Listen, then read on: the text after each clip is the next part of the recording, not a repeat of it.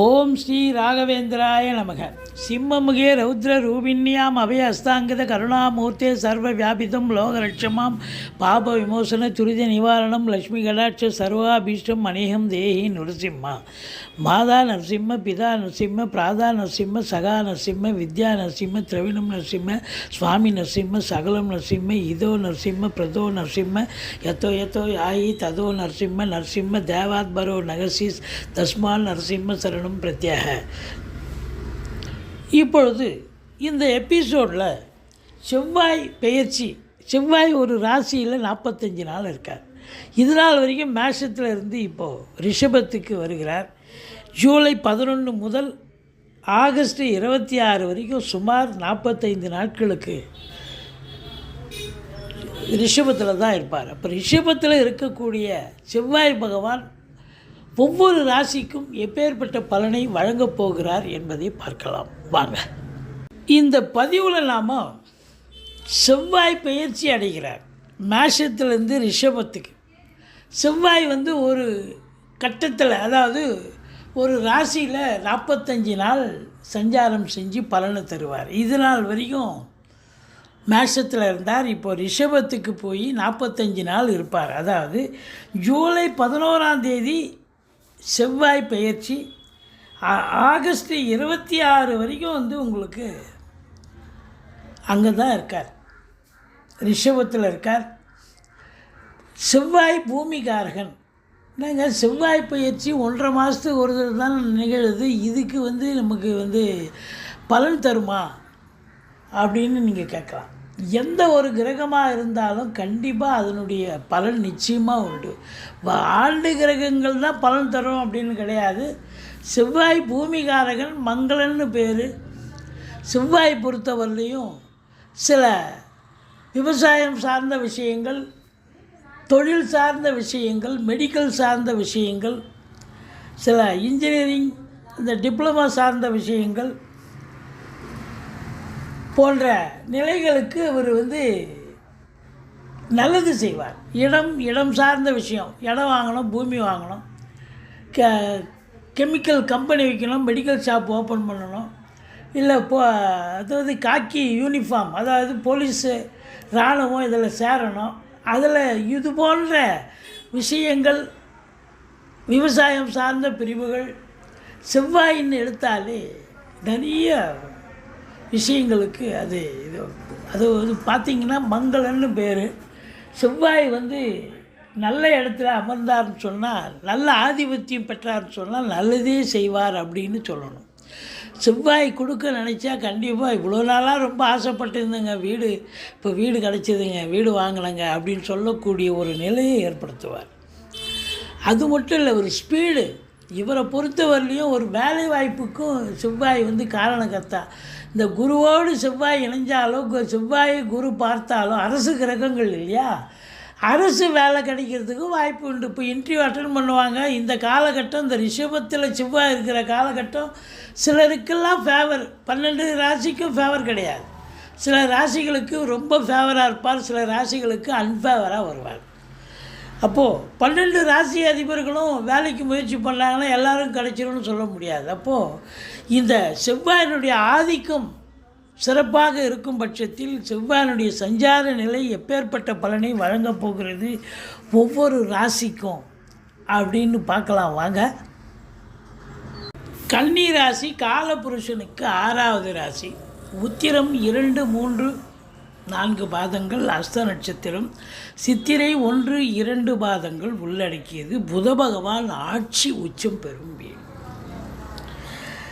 இந்த கன்னி ராசிக்கு இந்த செவ்வாய் பயிற்சி 45 நாட்களும், ஜூலை 11 முதல் ஆகஸ்ட் 26 வரைக்கும் 45 நாள் கிரகங்கள் எப்பேற்பட்ட பலனை வழங்கப் போகிறது.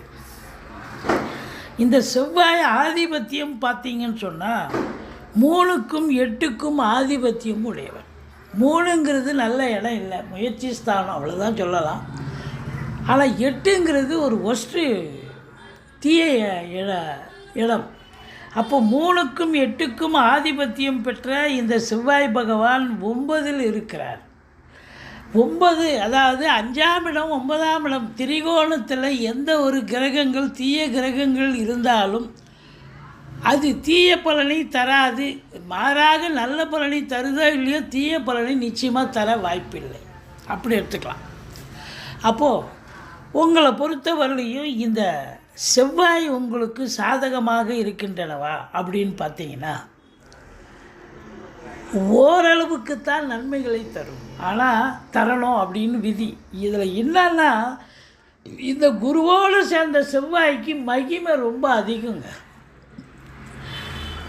தனித்த குருவாக இருந்தாலும் மகிமை கம்மி தான், தனித்த செவ்வாயாக இருந்தாலும் மகிமை கம்மி தான். எப்போவுமே அந்தனம் தனித்திருக்கையில் அவதிகள் மற்ற உண்டுன்னு சொல்லி கேள்விப்பட்டிருப்பீங்க. அதுபோல் குருவும் தனித்து இருக்கக்கூடாது, செவ்வாயும் இணைஞ்சி 2 பேரும் இணைஞ்சிருக்கிறது ஒருத்தருக்கு ஒருத்தர் சப்போர்ட்.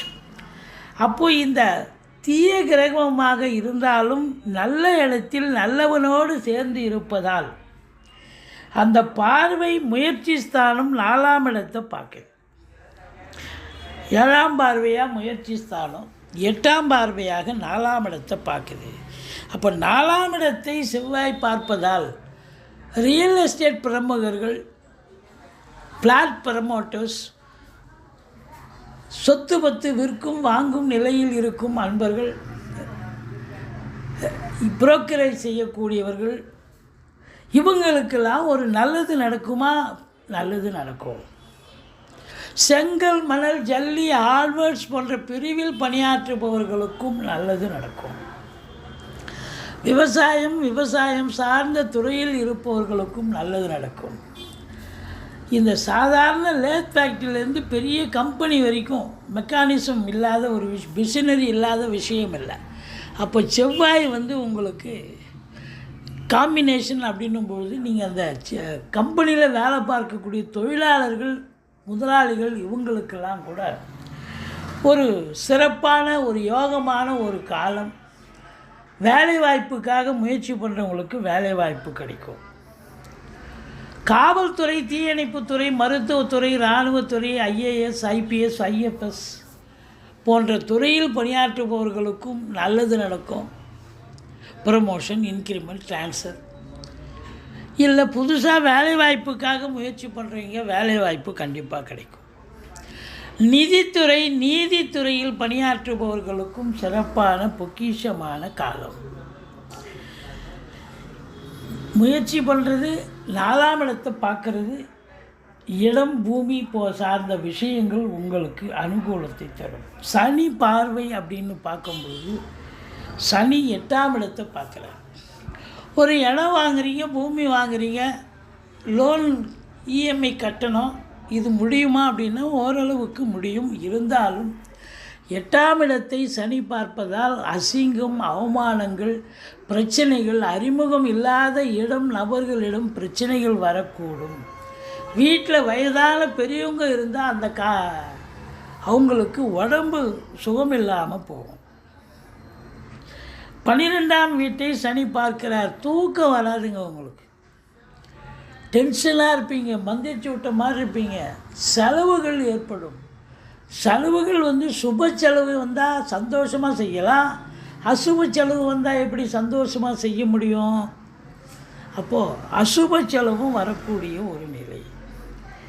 இந்த கன்னி ராசியில் பிறந்த அன்பர்களுக்கு செவ்வாய் 45 நாள் ஓரளவுக்குத்தான் சாதகமாக இருக்கிறார ஒழிய, ஆனால் மற்ற கிரகங்கள் குரு ரொம்ப சாதகமாக இருக்கார், சனி பாதகத்தன்மையை தருகிறார், அது வேறு வக்ரம் அடைஞ்சிருக்கார். அப்போ பூர்வீகத்தில் ஏதாவது பிரச்சனைகள் வரலாம், பிள்ளைகளுக்கு இடர்பாடுகள் வரலாம், குழந்தை பேர் விஷயத்திற்காக காத்திருக்கிறவங்களுக்கு நல்ல ரிப்போர்ட்டு கிடைக்காது, இப்படி சொல்லலாம். மற்றபடி உங்களுக்கு 7ஆம் இடத்துல ராகு இருக்கிறதும் உங்களுக்கு சரியில்லாத சூழல் தான். என்னப்பா செவ்வாய் பயிற்சி 45 நாள்னால் செவ்வாய் பலன் மட்டுமே எடுத்து கொடுப்பாரா? மற்ற கிரகமும் சேர்ந்து தானே கொடுக்க போகுது. அப்போ ராகு 7 இருக்கும்போது நீங்கள் சென்றமிடமெல்லாம் வெறுப்புன்ற மாதிரி இருக்கும். எச்சரிக்கையாக இருந்துக்கங்க. நண்பர்கள் கூட விரோதிகளாக மாறுவார்கள். கணவன் மனைவி ஒற்றுமை இருக்காது. இருந்தாலும் குரு மங்கள யோகம் 9ஆம் இடத்துல இருக்கிறதால ரொம்ப சிறப்பு. நிச்சயமாக ஓரளவுக்கு நன்மைகள் நடக்கக்கூடிய ஒரு நிலை தான். ஒன்றும் ஓஹோன்னு இருக்காது, பேர் மினிமமாகவும் இருக்காது, நிச்சயமாக சாதகமாக இருக்கும். எங்களுடைய வீடியோ பிடிச்சிருந்தால் லைக் பண்ணுங்கள், ஷேர் பண்ணுங்கள், சப்ஸ்கிரைப் பண்ணுங்கள், மறக்காமல் சப்ஸ்கிரைப் பண்ணுங்கள். நன்றி. வாழ்க வளமுடன்.